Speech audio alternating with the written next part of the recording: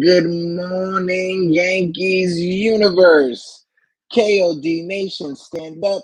And all you DJs, wake up and get your coffee. Welcome to a kind of a depressing episode of the Yankees Morning Brew. This Friday, October 21st. It is 11 a.m. in the morning. And my people in the chat, how are we doing? I see we had Cosmic Jerry. Hold on. Cosmic Jerry put this comment up at 12:45 in the morning. I normally make the stream around like 12:40, 12:30. So literally right after I made the stream, Cosmic Jerry came to comment. But Cosmic Jerry, hope you out there. Good morning. Eric Wallace is in the building. My man Pots and Pan. You know, it's a heartbreaking loss. You know, Seattle went through what the Yankees are going through right now. My brother, good morning. And of course, James Cook is in the building. Good morning, Senor James Cook.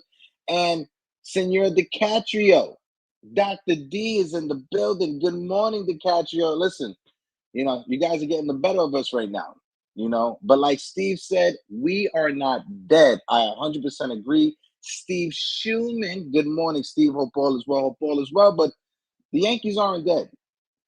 We aren't dead. It may be sad right now, but we are not dead. One thing I want to point out when it comes to the Yankees offense, so far in this postseason, well, in the ALCS, the Yankees offense is 9 for 65.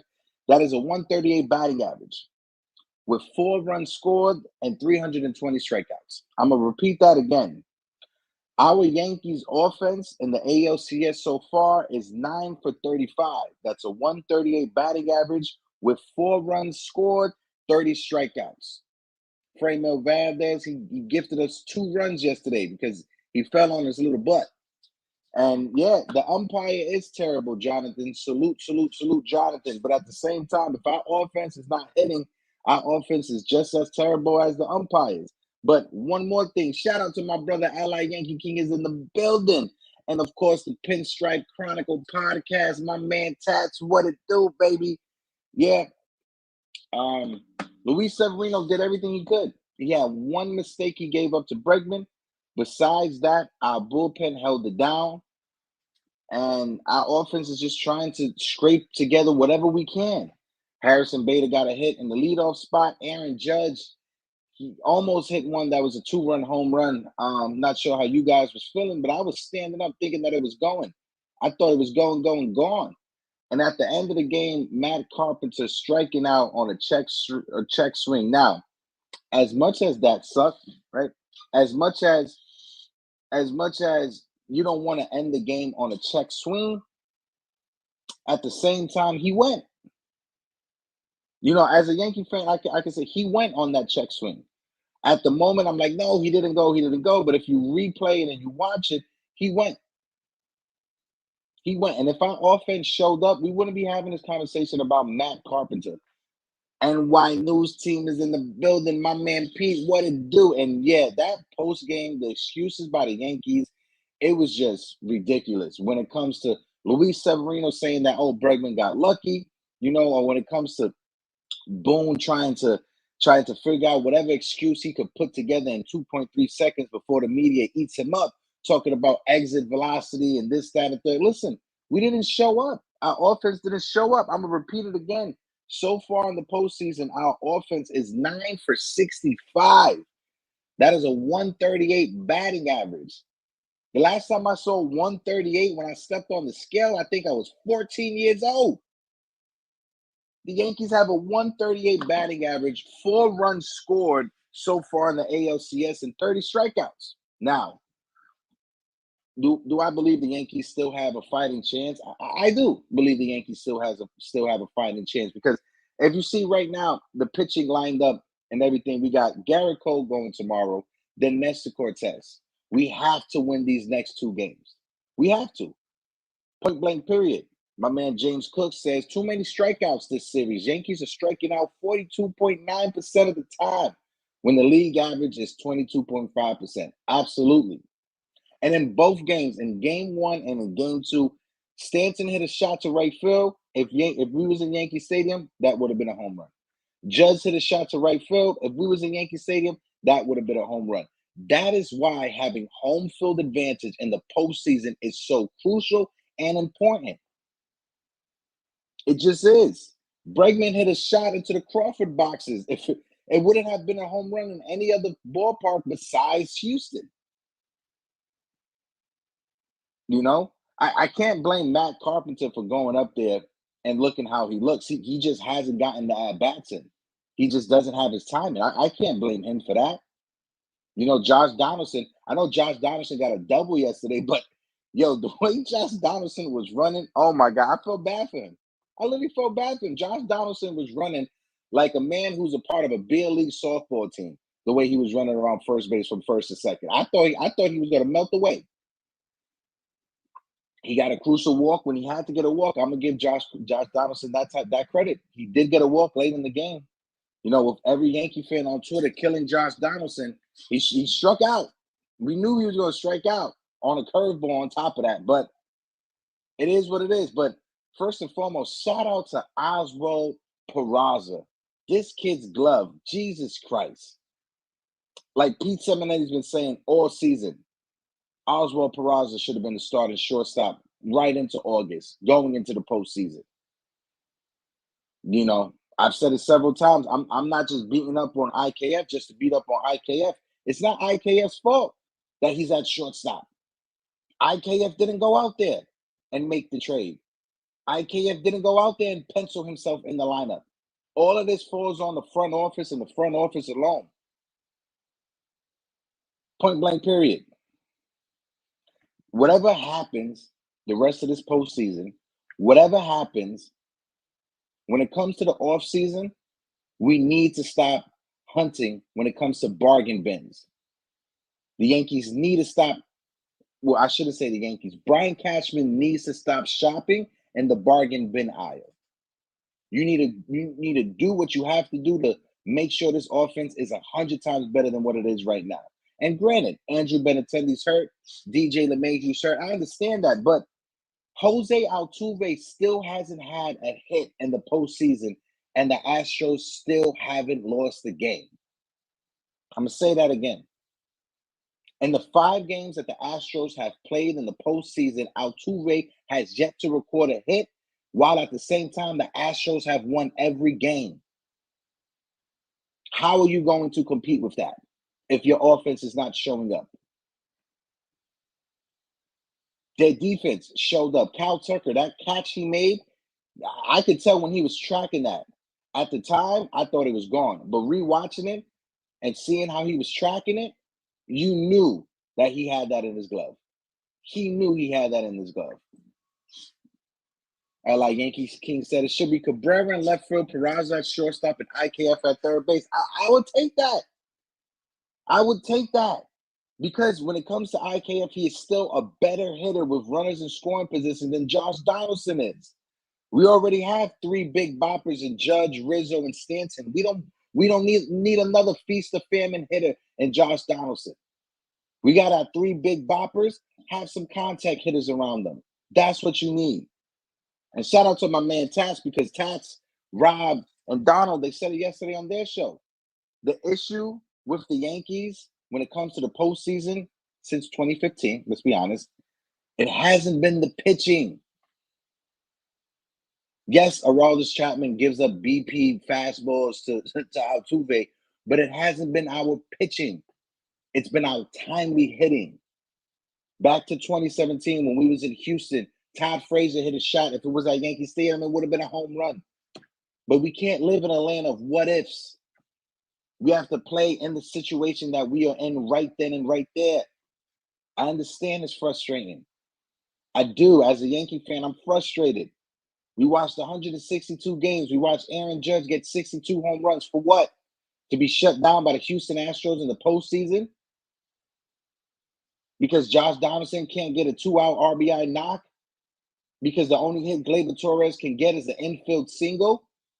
And then also, Gleyber Torres hit the ball and hit off Bregman's glove, and Pena caught it and threw Torres out because Torres decided to lollygag to first base. Come on, man. Come on. Let's look at the chat real quick. My man Steve says, we do have to remember that we are facing the best pitching, the best bullpen. We didn't hit against the Guardians either. They are good, but not as good as the Astros. I agree. Our offense is not showing up, Steve. Definitely agree with that. Our offense is not showing up. Now, this is the only thing I disagree, Steve. Respectfully, because in game one, he looked garbage. He had runners on first and second on 3 straight curveballs. He couldn't get a hit. His first at bat, he struck out against a changeup. Looking. Now, LA Yankee King says, now, I'm okay with the GM shopping at the bargain bin, but Jesus Christ, don't get the grandpas of the bargain bin. Get young guys with potentials, not grandpas with arthritis. I like that. I needed that smile early in the morning. LA Yankee King, yes, I did. DiCaprio said that at bat in the ninth, where he could have easily struck out, though, he fought a walk. Yeah, I listen. I credit him earlier in the stream.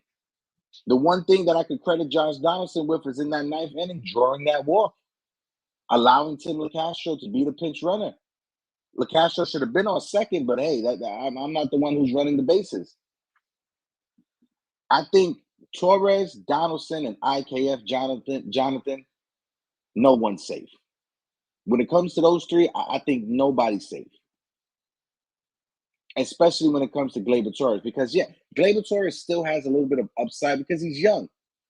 But Donaldson and IKF, I think IKF, hold on, if I'm not mistaken, I think IKF is a free agent after this year, if I'm not mistaken. Hold on, I'll tell you right now, Isaiah. Because I saw some Minnesota Twins fans talking about signing IKF in the offseason. Go ahead, sign IKF in the offseason. I don't care. Yeah, he has one more season left with the Yankees. Signed on 2023. My man Jason from 161 River Ave, frustrated, bro, but it's not over. Yeah, 100% agree. Yeah, I just looked it up, Jason. He's a free agent after 2023. Frustrated, bro, but I agree. It's not over. You know, when it comes to the pitching lineups now, we got Cole going tomorrow for us on Saturday. Nestor Cortez on Sunday. Starting Saturday, we're about to play 5 games in a row.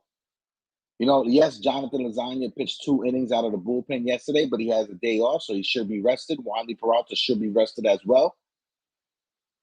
You know, it's frustrating, but at the same time, we're going to have to make it 7 games. We're going to have to make it 7 games. We got to push it towards 7 games. And even though, you know, the Yankees for the first 2 games, our offense has looked flat, right? Even though we lost the first 2 games, we aren't blown out. That's the one thing that if I had to lay my hat on something, I would have to lay it on that. When it comes to the first 2 games, the Yankees have been competitive. When it comes to the first 2 games, the Yankees aren't blown out. They aren't blown out 6-2. They aren't blown out 6-3. We lost the first game 4-2, and we lost yesterday 3-2. It is what it is. Houston took advantage of home field. Alex Bregman put a shot into the Crawford boxes. That's only a home run at Houston. And like DiCaprio said, my man DiCaprio said, hold on. Oh, wow, I saw it earlier. My fault, D. He said the roof should have been closed. Yeah, but it's up to Major League Baseball to make that decision. Now, he said, who would you replace Torres with, though, that you easily go out and get? We have DJ LeMahieu. We could just put DJ LeMahieu at second base. You know, and this is the great situation with this problem to catch you, and I appreciate you for bringing this up. Regardless of what happens, we can move either DJ from second base to third base. That's the only bright part about it. second base to third base. So it gives us a little bit more flexibility. And then you got Cabrera and Peraza. So however we fit it is however we fit it. Sir Scriffy Scruff, what it do? First time seeing you in the chat. How's it going? How's it going? As a Astros fan, everyone wants the roof closed. Wow, really? Interesting. Because that wind was whipping something fierce yesterday, Sir Scriffy Scruff. I'm gonna just call you SSS, please. Let me just call you SSS. Too many words. I can't say it all at once. But D, bro, it's looking like it is so far a good series. You know, I know the Yankees have lost the first two games. It's been frustrating for us, but at the same time, it is a good series. Like I said, in game one, the Yankees didn't get blown out 6-2 or 6-3. No, we were right in there to the end, 4-2. Right? Then the next game, last night game, we lost 3-2. A couple of extra inches, not even inches, a couple of millimeters, and that ball is in the stands. Steve says the Yankees should have Volpe and Peraza starting in the infield next season. Steve, as much of a brilliant idea that is, right? As smart as that sounds to us, for some reason the Yankees aren't going to do it. I'm not sure if it's because of player controllability. They want to wait until it's 2 or 3 weeks into the season before calling up Volpe so you can have that extra year of control. Same thing with Peraza. I'm not sure. But whatever it is, Volpe and Peraza needs to be a part of this team next year. Point blank, period. Look at what Jeremy Pena is doing with the Houston Astros right now. Jeremy Pena took over for Carlos Correa, and look what's happening over there. That's beautiful. Hold on. It was not an Astros call to open a roof. MLB did that, yeah. And I don't understand that rule. MLB gets to decide if the roof is open or not. Because going into the game, you heard the announcers saying that the Astro fans and the Astros they wanted to keep it closed, but MLB decided to keep it open. Why? I don't know. Like Yankee King says, like if a GM wants to go to the bargain bin, get guys like Justin Steele, Trevor Rogers, Victor Robles, Nicky Lopez, guys like that, young and potential. But Cashman is so stupid to do it. Listen, whatever Brian Cashman does this offseason, he needs to. Oh, let me take a step back. Deep breath. After 2008, when the Yankees didn't make the postseason, Brian Cashman decided to spend to get CC Sabathia and AJ Burnett for that 2009 season and that postseason run. That needs to happen this offseason. The Yankees need to figure out a way to trade Josh Donaldson, eat his contract, do whatever you have to do, focus on retaining and re-signing Judge, sign Carlos Correa to play either shortstop or third base. Carlos Correa, when there was rumors about him signing with the Mets, he was very willing to move from shortstop to third base. So I don't think. Oh, Teixeira as well, Jonathan. Thanks for that. Teixeira as well. So the big ticket items was Teixeira, AJ, and CC. Thank you for that, Jonathan. That's what the Yankees need to do this offseason. We need to get impactful bats this offseason, not guys that are in the heydays of their career. Not a Josh Donaldson whose best numbers are 3 or 4 seasons behind him. This is the first. This year right now, 2022 is the first season of Josh Donaldson's career, minus the season he was with Cleveland. He was injured, but this is the first time in his career he hasn't popped 20 home runs. Is it a coinky ding? I think not. I think Father Time has finally caught up with Josh Donaldson because Josh Donaldson is stuck in between that 95-mile-an-hour fastball and that curveball at 78 or 80 miles per hour. He's caught in between. He doesn't know how to hit neither of them. So whatever happens, and that's why I can't wait. Shout out to my man Jason from 161 River Ave. This is why I can't wait to jump on his free agent roundtable because this free agency this year, it's going to be really, really good. Eric Wallace says it's not over yet. The next 3 are in the Bronx. Absolutely. I 100% agree. You know, it would have been nice. Can't say nice. It would have been, I'm going to use the word nice. It would have been nice if we would have stole one game out of Houston. If we would have just stole one game out of Houston, whether it was game 1 or game 2, it would have been awesome. Because even with game 1, we were still in there. We were just one hit away from knocking Justin Verlander out of that game early. Same thing with Valdez. If you look at it, Framil Valdez, the first 3 innings, he had like almost 50 pitches. We just have to get those hits, those key important hits. Dusty Baker said it yesterday on the broadcast. This series is going to come down, is going to be won by the team that gets the 2-out hits.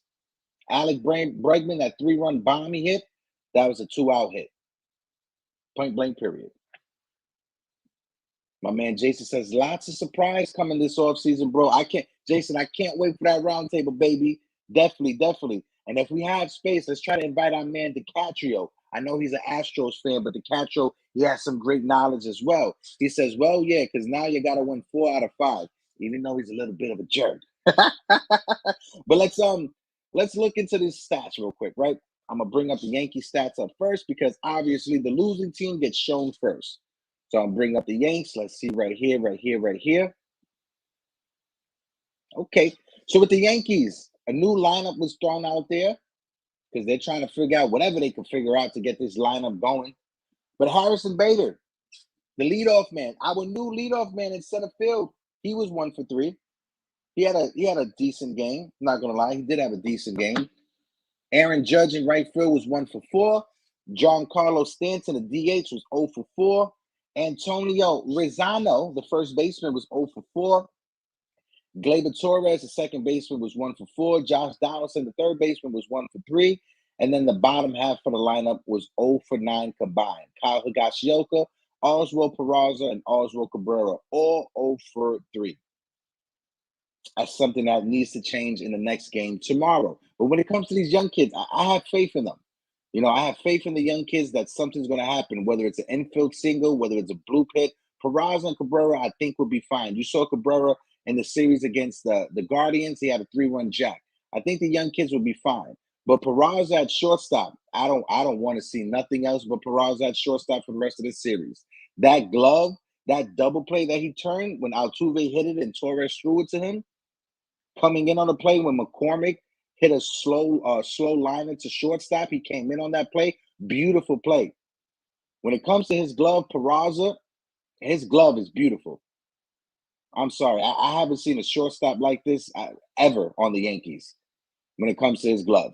I love Derek Jeter to death, but Derek Jeter's glove wasn't what Peraza's was last night. But Luis Severino, he pitched 5 1/3, 5 hits, 3 runs, 1 walk, 6 strikeouts. I would have rather seen Severino get through that 6th inning before bringing Loizaga in, but hey, I'm just a guy on YouTube. Johnny Lasagna, he pitched 2 innings, 1 hit, no runs, 1 walk, and no strikeouts. And Wandy Peralta, the most reliable reliever we have coming out of that bullpen, the old reliable. Wandy Peralta pitched 2/3, 2 hits, no runs, no walks, and no strikeouts. The losing pitcher was Luis Severino. Hold on. LI Yankee King, I'm gonna have my own free agent roundtable that I'm gonna set up. That's someone else's channel that I'm going on, but I'm gonna have my own roundtable set up. I'm gonna have Jason's is gonna go first, and then I'll set one up for my channel. But yeah, that's something to look out for in the off season. Let's see. Torres has more trade value, so it's worth looking into. Yeah, it's same thing with Hicks, Donaldson. I think Hicks and Donaldson, their contracts would be eaten up. Hicks has 2, if I'm not mistaken, 2 more seasons. Donaldson has 1 with that buyout the year after. My man Steve says they played a perfect game defensively. Defensively, the Yankees were on point. Defensively last night, on point. Anthony Rizzo at first base, getting those scoops, on point. The catcher said the game went how we talked about yesterday. Low score and great pitching. Yeah.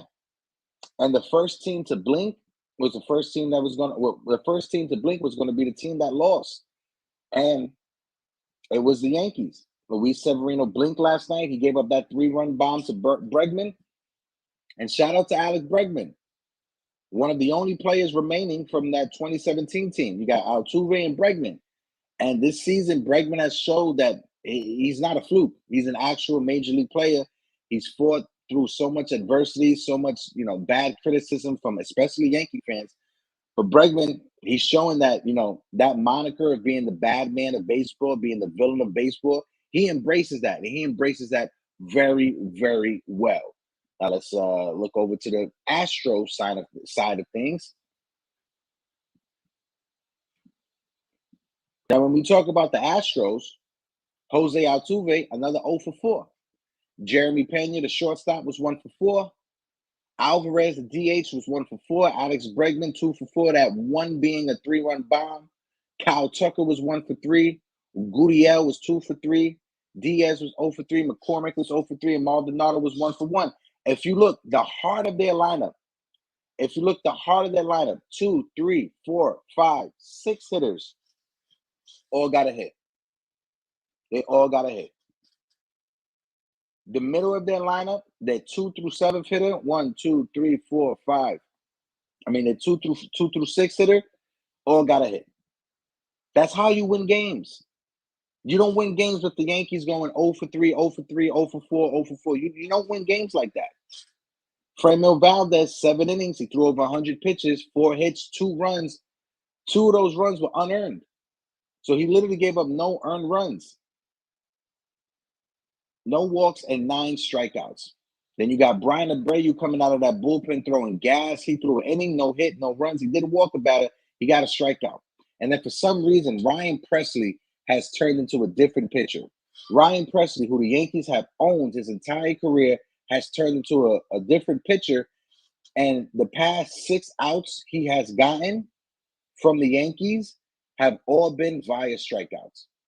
He has struck out the last 6 Yankees that he has faced.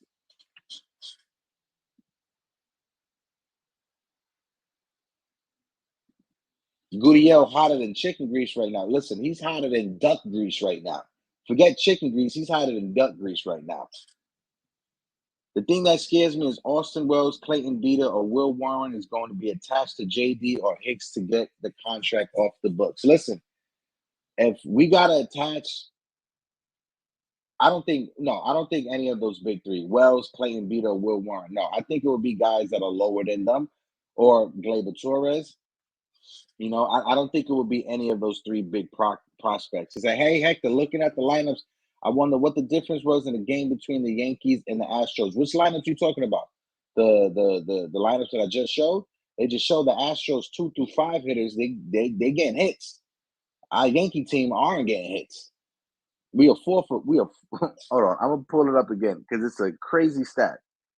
In the ALCS, the Yankees are 9 for 65. Oh, we got the Trolls in the building.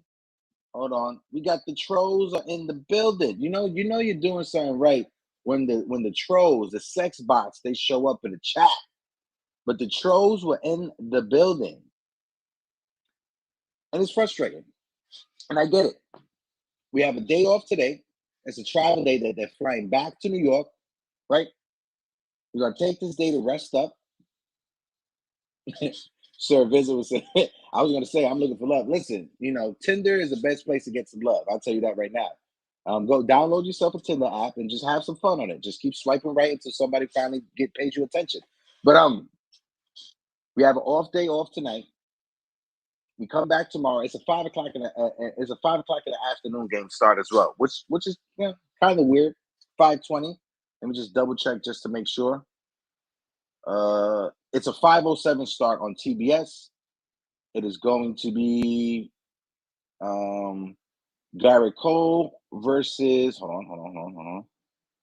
Oh, well, right now they just have Garrett Cole. The Houston Astros, they haven't put out who their starting pitcher going to be.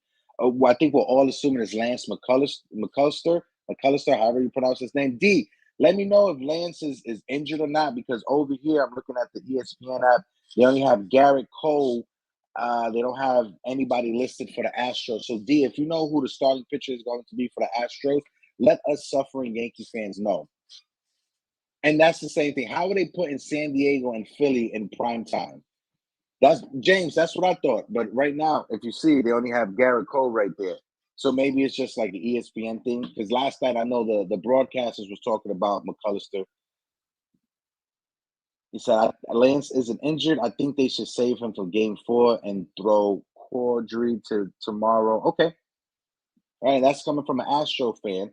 My man says, I don't see Austin Wells, Clayton Beeter, Will Warren being traded unless it's for a long-term young pitcher. Yeah, agree. Agree. Wells, Beater, and Austin Wells is the player that I do not want to give up on. If you guys heard me this entire season, I went down to see the Tampa Tarpons back around like July 4th for Independence Day around there. I went to go see the Tampa Tarpons playing Tampa. I really wanted to go see Jason Dominguez, but it was Austin Wells. It was his first series it was his first time playing with the Tampa Bay Tarpons because he was in lower A. So they brought him up to Tampa. And the first at bat he had, he hit a home run, and that home run, it left George Steinbrenner Field. Austin Wells, his bat is major league ready. His bat is major league ready. It's just they don't know what position to play him at. Defensively, as a catcher, he didn't look that good. He threw a couple runners out, but he didn't look that good. If I was the Yankees, I would seriously consider moving him either to first base or to left field because he does have some speed out there. He did steal a couple bags himself as a catcher. McCullers or Javier, don't think they have announced anything yet. As of yet, no, they haven't. As of yet, they only have Aaron Judge. They only have Garrett Cole as a starting pitcher for tomorrow. So let's see. Like DiCaprio says, he wants Lance to be saved, right? So they'll probably throw out Javier tomorrow and save Lance for Game 4. Not sure if it will be Lance not pitching on proper rest, but they probably just want to save him for Game 4. Not too sure, but yeah, Wells should be first base. Yeah, he should be our future first baseman. And I know a lot of Yankee fans, they can't wait to see Spencer Jones, which I can't wait to see Spencer Jones either. I'm planning a trip to go down to spring training for the Yankees spring training to see a lot of these prospects. And also during the season, I will be down in Tampa also and traveling around to see a lot of these Yankee prospects. So get ready for season 2 of the Yankees Morning Brew. And also, when it comes to the whole leadoff situation with Aaron Judge, don't kill me for what I'm about to say, but let's put Judge as the leadoff hitter. And this is why. Check this out. Just listen to me. Just listen to me, Yankee fans. As a leadoff hitter, Judge, the Yankees were 23-11 with Judge as a leadoff hitter, right? So that's 12 games over 500, right? 23 plus 11, that is 3. That's like 30-something games. 34 games. In 34 games as a leadoff hitter, Aaron Judge, he bat 366 with an OPS over 1,200. I'm putting Judge in the leadoff spot to get this offense jumping. Period. Judge during the season as a leadoff hitter, he had 366. His on-base percentage was over 1,200. That was in 34 games as a leadoff hitter. The Yankees were 23-11 in those games. We need our offense to start jumping, and we needed to start jumping in a very big way. And if they want to look at analytics and they want to look at numbers, the numbers point to Judge being a better leadoff hitter than anyone else we have on this team.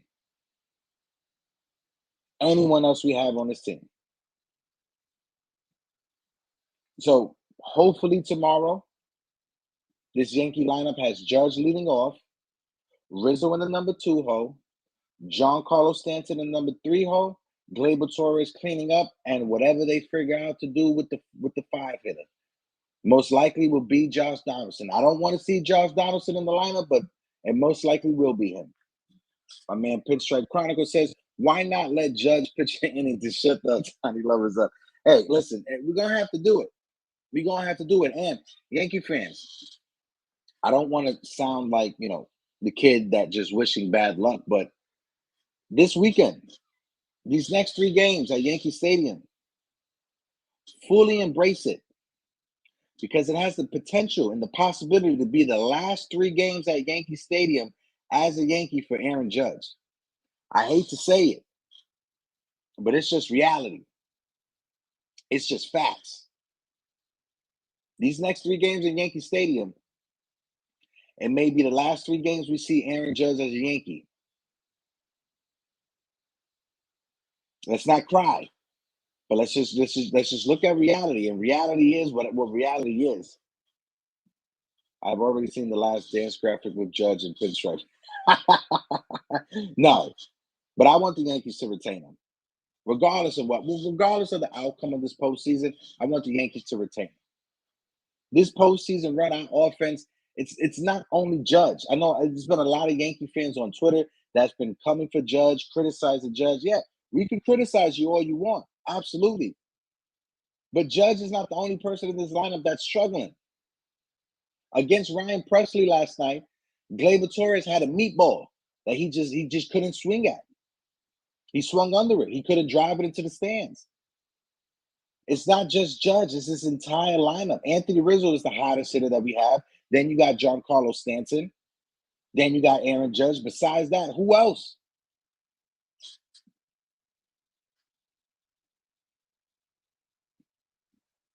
Yeah, they would be. But at the same time, Brian Cashman and Hal Steinbrenner, they're acting very weird. Very weird. When it comes to this payroll structure, when it comes to the Yankees, you have to do what you gotta do to retain Judge. You can't let Judge walk as a free agent. You're gonna have a lot of Yankee fans rioting. The money that Judge brings in alone, and you're gonna imagine Judge signing with a team, and then you gotta take out the judges' chambers from Yankee Stadium? Are you serious? Exactly. Listen, DiCaprio, before the pandemic, right? Before the pandemic, the Yankees had 8 straight seasons of making 600 million on revenue from the stadium alone. And that's after the bills are paid. That's after the light bill is paid. That's after labor is paid. That's after product. That's after everything is paid. $600 million in profit off of the Yankee Stadium alone. Not even including TV deals, not even including streaming deals, not even including the cable deal. Off of the stadium alone. And they want to have a payroll less than $300 million. You got to be out there. You got to have a love in mind. I know, Steve. I know. And that's the thing that's annoying. Steve, if you haven't seen, I recommend go check the episode that I had with Scott Braun from the MLB Network. And he pointed that out. And he said everyone that's in the industry, on the inside of the industry, they're all saying that Judge is going to go to San Francisco. We could take that for what it is, because that's not coming out of Aaron Judge's mouth. It's just people that are on the inside of the industry. Everybody has Judge signing with San Francisco. I don't want to see that happen. And if that happens, oh my God, I'm going to cry like a little baby. Because, and I've said this multiple times, and I'll get back into, the playoffs and stuff like that. But when it comes to Hal Steinbrenner is a billionaire that's been gifted this team because his father passed away and his brother passed away. When George Steinbrenner got sick and he started bringing in his kids to start running things, it wasn't Hal. Hal wasn't his first choice. It was Hank. Then once Hank started getting sick, he had to bring in his brother Hal. Now, when it comes to business, right? When it comes to your portfolio in the stock market, Hal Steinbrenner, from that point of view, is a phenomenal businessman. He's a phenomenal businessman. He just brought a team overseas, the soccer team overseas. So when it comes to business, he's a phenomenal businessman.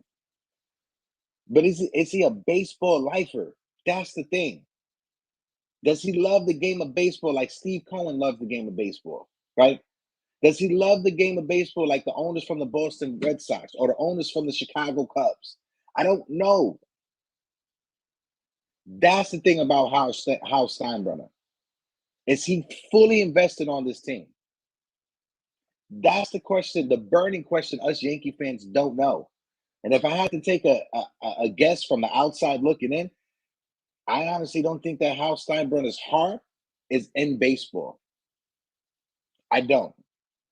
He spends more time in the Hamptons with his horses than he does at Yankee Stadium with this team. Point blank period. Point blank period. He rather spend his time in the Hamptons with his horses than be at Yankee Stadium with the team. Every game, George Steinbrenner was in his box, like Susan Warman said. George Steinbrenner's box. Every game. Every game they showed George in his box. How many times have we seen Hal Steinbrenner in his box this season during the game? I'll wait. We've seen him a handful of time at the stadium. He was there for the Derek Jeter day that he got booed at. He was there for Paul O'Neill. He got booed at. Old Timers Day. I was there for Old Timers Day. He got booed for Old Timers Day also. But how many times have we seen Hal Steinbrenner during a game in his box like his father? Now, I'm nitpicking. I know I'm nitpicking. I'm frustrated. I'm nitpicking. But I'm going to keep nitpicking until I start seeing Hal Steinbrenner in his box during the game.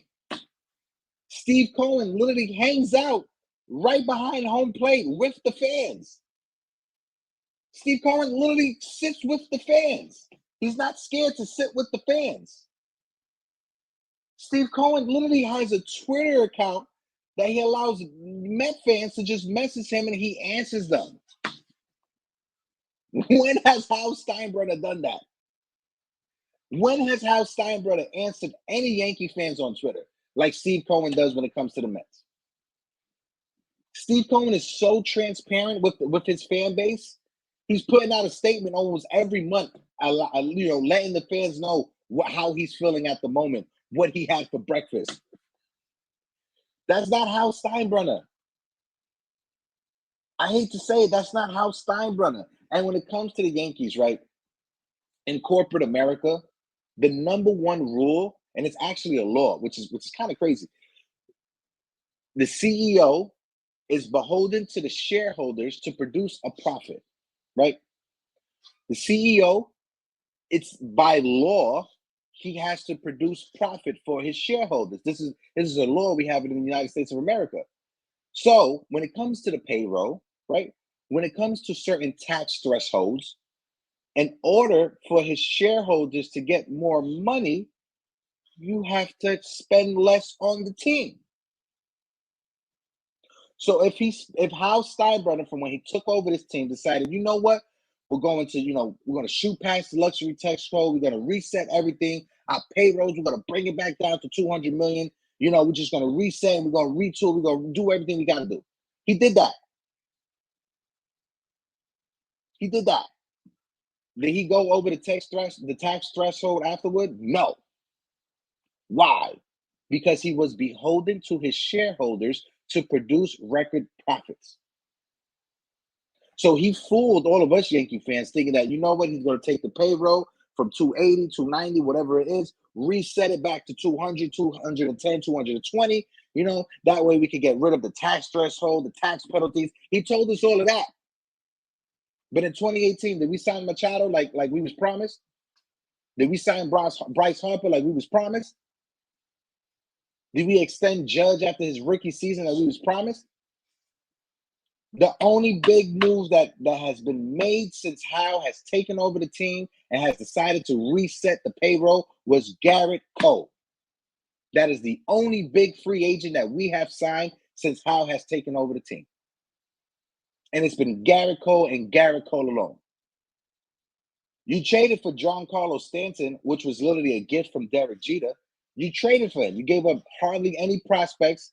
The Miami Marlins, they ate the first 3 or 4 years, $10 million of the first 3 or 4 years of that deal.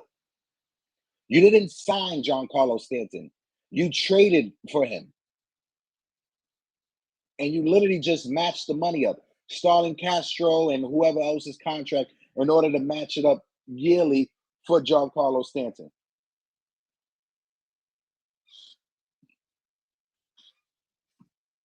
Answers, things need to be done this offseason. Whatever happens this postseason, and granted, yeah, I know I just went on a rant, but at the same time, like I said, I still have faith in this team. When it comes to the pitching, the pitching matchup, the next 2 games, I think it favors the Yankees. We got Garrett Cole and Nestor Cortez, our number 1 and 2 starters. I think that favors the Yankees going forward the next 2 games. But we got to win the next 2 games, worry about game 5, see if we can steal that before we go back to Houston. Let me see here. And the said, oh, he said, I don't care if the Yankees don't have a $300 million payroll. Just don't give me a team that I have that big, but give me a team that I have faith in to beat the Astros. Yeah, 100%. 100%. I lie, 100%. Jonathan says Marlins will pay $10 million per year in the last 3 years of Stanton's contract. Yeah. And also, but the first like 3 years, like right now, if I look up Stanton's contract, hold on.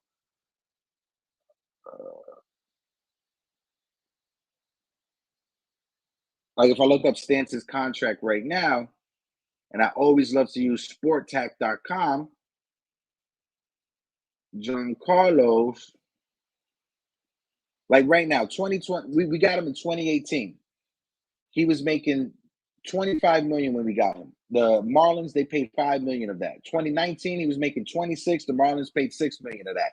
2020, he's making 26 million. The Marlins, they paid 6 million of that. 2021, 29 million. The Marlins, they only paid 4 million of that. 2022, 29 million. The Marlins only paid 2 million of that. Next year, 2023, next year is the only year that the Yankees are going to fully pay for Giancarlo Stanton's salary. 32 million, the Yankees are in charge of everything. But then in 2024, the Marlins, they pay 4 million of the 32. Then in 2025, they pay 8 million of the 32. And then, like you said, Jonathan, 26, 27, and the club option for 25, the Marlins pay the last 30 million of his deal. So the Yankees literally got Giancarlo Stanton as a bonus, like when it comes to his contract, because the Marlins are paying for it. He has a no trade clause, DiCaprio. Giancarlo Stanton has a no trade clause in his contract. I don't think he's going to want to go anywhere. The Yankees are going to be stuck with Giancarlo Stanton to at least the end of the 2027 season, because 2028, when he's 38 years old, they have a team option, which most likely they will decline. And that's a bargain for his ability. That definitely is a bargain for his ability. If you look at the massive contracts that have been doled out and been given out ever since, I want to say, when did Stanton sign his? He signed his in at the end of 2017 is when Stanton signs his contract, right? So if you look from 2017, you got Bryce Harper's contract, you got Mike Trout's contract, Manny Machado's contract, Fernando Tatis' contract. When you look at it, Giancarlo Stanton's contract is kind of a bargain. You got 25, 26, 29, 30. The most he's making is 32 million, and that's for 3 seasons. The Yankees are only on the line for one of those years for the entire cost. 2024, the Marlins are paying. 2025, the Marlins are paying. It's just 2023 that the Yankees are on the book for the entire 32 million. So even with that, the only big deal that you have signed since Hal has taken over this team and has reset the tax bracket and everything has been Garrett Cole, and Garrett Cole alone. And in the 2000s, after the Subway Series with the Mets, every season George Steinbrenner was signing somebody. Every season. After 2001, going into Jason Giambi, Gary Sheffield, Hideki Matsui. Every year he was signing an impactful player, spending the money. Not Hal. Not Brian Cashman right now. Now, and when it comes to Brian Cashman, we don't know what parameters he's given when it comes to signing certain free agents, or what parameters he's given when trading for certain players. But the one thing that I cannot defend, and there's no excuse on it, you decided to pick up not just Josh Donaldson's contract, but IKF's contract, which in total cost this team $25 million. Who decided that a $25 million expenditure on Josh Donaldson and IKF is a better combination than Gio Urshela and Andrew Velasquez?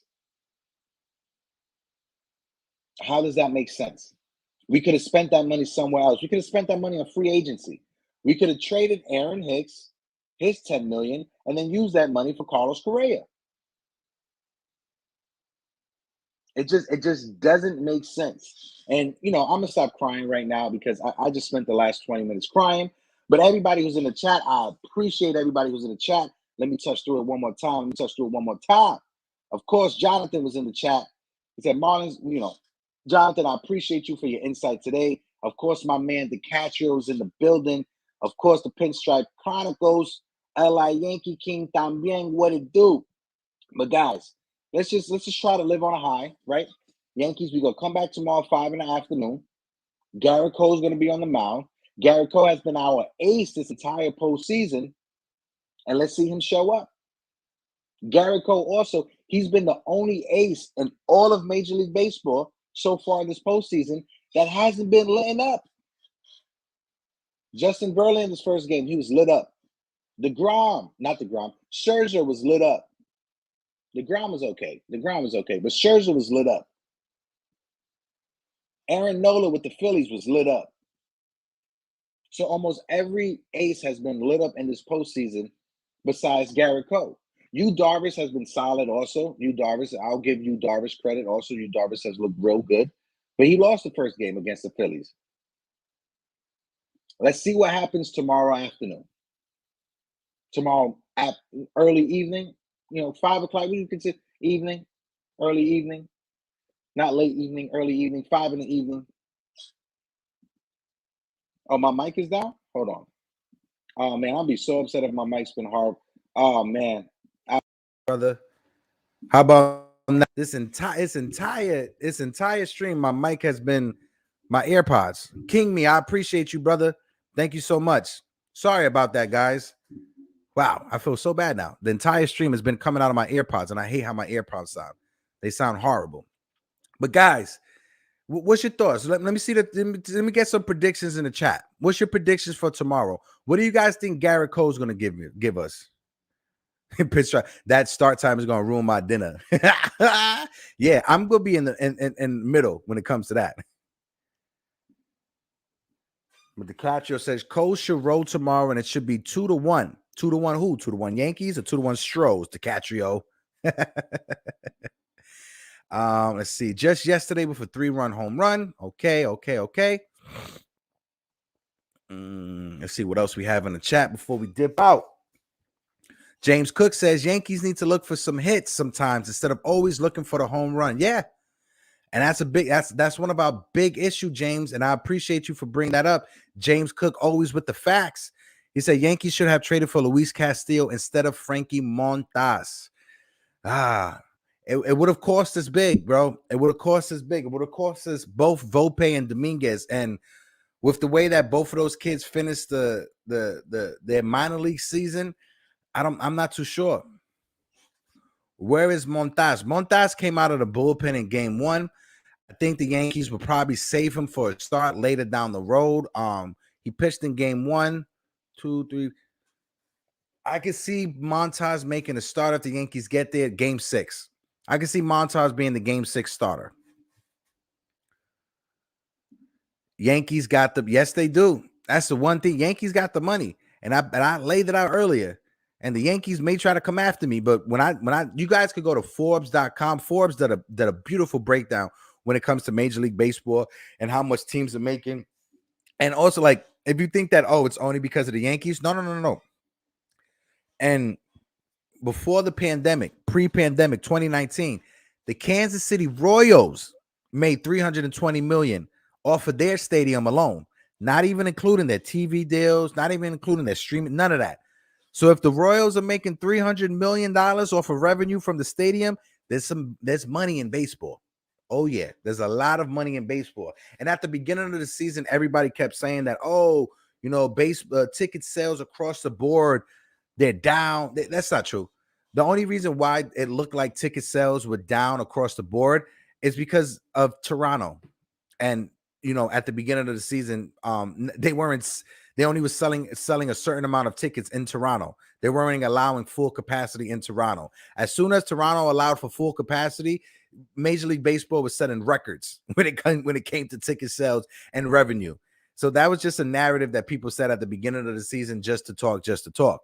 They was trying to blame the players and the union. Oh, look what happened. Da, da, da, da, da. No, No, it was because of Toronto and because of their restrictions up there in Canada and how many people could be in the stadium and yada yada yada yada yada. Once that was regulated and that was thrown out the window, Major League Baseball started setting records when it came to revenue sales. I'm just saying pitching wins games more than hitting. Oh, I agree 100%. I just don't think the Yankees wanted to trade Volpe and Dominguez. I agree. Because if you look at the package that the Seattle Mariners gave up for Luis Castillo, if you're the Mariners, you got to make that move. You haven't been to the playoffs since 2001, right? You're right at the cusp. You haven't had a starting pitcher like Castillo since King Felix. So they had to make that move. And they traded, I think it was 5 out of the top 10 prospects. So if the Yankees would have done that, you would have Volpe, Dominguez, Austin Wells, basically the entire top prospects. And when it comes to like Volpe and Dominguez, those are our 2 top prospects. But then the prospects afterwards, after our top 2, were they as good as the ones that Seattle gave up for him? We don't know that. So it came down to Seattle was willing to give up more. If I was a Yankee fan, would I like the Yankees rather to get Castillo than Montas? Absolutely. I was always worried about Frankie Montas. At the beginning of the season, when there was rumors about Frankie Montas, I didn't want him because for one reason alone, I do not trust the Oakland A's when it comes to trading for one of their starting pitchers. Look at these past 20 years. Look at the starting pitchers that left Oakland to other teams. The only one that was as dominant as he was in Oakland was Tim Hudson. Besides that, every other starting pitcher that was dominant in Oakland and they went to another team, they were garbage. Mark Mulder went to St. Louis, got injured, was never the same. Sonny Gray came to the Yankees, never the same. Barry Zito left Oakland, signed with the Giants, was never the same. I could go on and on and on. There's so many more. So when it comes to Oakland, I just never fully trusted Oakland when it comes to trading for one of their starting pitchers. That's just me. That's just me, and that's just me alone. Let's see. We're here before we dip out. Yankees better sign Judge no matter the cost. Absolutely. If our offense puts their hits together over these next 2 games, we are up 2-0. Can't criticize the pitching when the bats give you nothing. 100%. If you look at the first, and that's why I pointed it out earlier, Tats. If you look at the first 2 games, we haven't been blown out. If you want to say game 1 was a blowout, I'll take a 4-2 blowout any other day. But we haven't been blown out. We're not losing games 6-1, 6-2, 6-0. No, we lost game 1 4-2, and we lost game 2 3-2. We're competitive and we're in every game. It's just that Houston is our rivals. They are our bitter rivals. And I hate to say this, and let me know if I'm off base, Yankee fans, but it has seemed like the New York Yankees, they have turned into the Minnesota Twins when it comes to facing the Houston Astros. The same way how us Yankees and us Yankee fans look at the Minnesota Twins, I believe that's the same way Houston fans and the Houston players look at the Yankees. When the Yankees are lined up a 4-game series, a 3-game series against Minnesota, how many of you Yankee fans are like, oh, this is a sweep. Oh, this is easy. Oh, this is our punching bag. We're going to get this, right? Am I wrong? I know I'm not wrong because I know that's how I think when we face Minnesota. I feel that's the same way the Houston Astro fans feel and the Houston Astro players feel when they look at the Yankees. Like we are their version of their Minnesota Twins. We said on our show with Jigga, we had Verlander on the ropes and let him punch his way out of it. Yeah. We even let him, he did his Mayweather. He did his Mayweather out of there, Tats. But I appreciate everybody for tuning in. This has been another great and awesome episode of the Yankees Morning Brew.